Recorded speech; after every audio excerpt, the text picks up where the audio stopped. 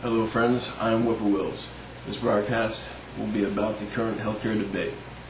Let me start by saying I am for healthcare reform, but I am against the versions being put forth by Washington, D.C., and I will explain why. The supreme law of the land, United States Constitution. In the first paragraph, verbatim, it states, provide for the common defense, promote the general welfare. Note the difference in verbiage. Provide for and promote the, not provide for and provide the. For those that would say it's a nominal difference, consider standing before a judge and hearing guilty, 5 days jail, versus guilty, 5 years jail. There is a big difference. Now for those that say this brings nothing new to the table, allow me to articulate a remedy. One that doesn't involve unconstitutional mandates or the favorite pastime of Congress, spending other people's money. Encourage the people to make on their own non-profit 20, 30, 40-year term life catastrophic insurance co-ops for themselves, funded voluntarily by themselves. You can add many different clauses and different packages that you would want in terms of perhaps unemployment, extension of up to 2 years, something like that would be very advantageous to the common man. Okay, and leave the states, i.e. the people, locally to set up systems to catch the overly poor people that will always fall through the cracks.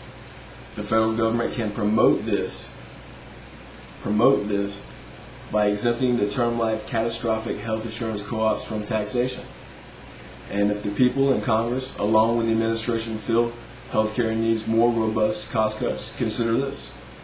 Eliminate all taxes associated with healthcare products and services.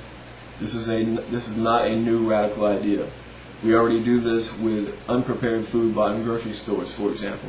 I know of at least one state that exempts tax holidays for school clothes and supplies. The elimination of all taxes associated with healthcare products and services would include, for example, rubbing alcohol, toothpaste, aspirin, peroxide, and Q-tips bought in stores. From that to the sale of fuel, tires, and maintenance on ambulances, medevac helicopters, not to mention the purchase of the ambulances, the helicopters, $1 million magnetic imaging resonators, and x-ray machines.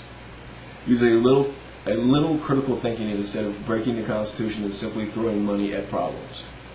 Okay, now in a previous broadcast, I stated a protest to a millionaire's tax and received some pushback for this statement. I am against a tax that it would take from millionaires and give to the lower 99% of people. For the same reason, I would oppose a tax that takes from the very poor and give to the upper 99% of the people. United States Constitution, Article 1, Section 8.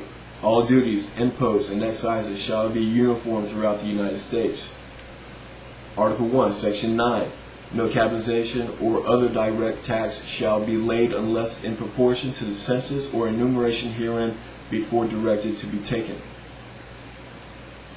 This is the bedrock, not sand, that I stand on, and rebuke of healthcare collectivism. I recall 2 quotes associated with Benjamin Franklin. Democracy is 2 wolves and a lamb voting on what's for lunch. And when he was asked the question of what form of government we had, he replied, a republic, if you can keep it. Currently, the opponents of healthcare that's being proposed now, the reform being proposed by Congress, are being demonized. Many members of Congress, including the Speaker of the House, Nancy Pelosi, and a litany of news anchors, are clenched-fistedly bombarding the media airways and printing presses with inflammatory innuendo that those not in line with their dogma are racist. Furthermore, these well-intended at-heart demagogues of collectivism are swinging tyrannical haymakers suggesting opponents of said dogma are inbred, then wittily duped by CEOs and radical fringe extremists. This name-calling and bashing can be easily and intelligently impassanted in turn. I'll provide links to the Federalist Papers, the United States Constitution, to the right of the screen in the more information box. along with other papers, pertinent papers, and videos to liberty or its infringements. And I remind those that are calling the opponents of the current reform being proposed that they were once called unpatriotic when they protested against the Iraq War. So, in closing, please rate this video and comment on it even if you disagree.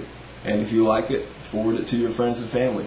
Remember, it takes about 6 acts of Congress to correct one. Thank you for being a part of the conversation.